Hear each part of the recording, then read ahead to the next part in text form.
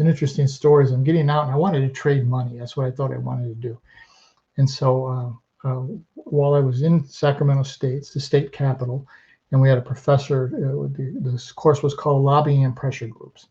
And so he said, go downtown, meet a lobbyist, and write a paper on it. Right? So I picked the lobbyist for the Bank of America, wanted to go into finance, did a paper on him, talked to him, would go to his office regularly when I happened to be in downtown Sacramento. And I said, there's a method to the madness here. His name was Judge Broders. And I said, Judge, what I want is an interview with Bank of America when I'm done.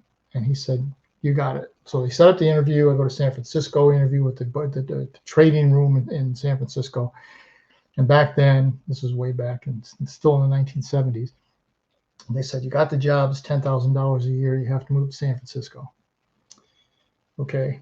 And San Francisco was still incredibly expensive even back then. And then NCR, the computer company, came to the on campus, and they said, well, you can stay right here where you are and make $14,000 to start. And being a finance major, that didn't take a lot of heart. It wasn't easy. It was easy to do the math. I said, I'll go into high tech and do that for 2 or 3 years, and then I'll go back into finance. And then 27 years later, I was still in high tech. I was a CEO of 2 companies up in Seattle, Washington.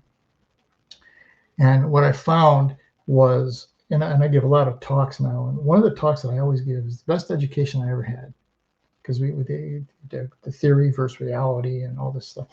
The best education I ever had was in the military, period.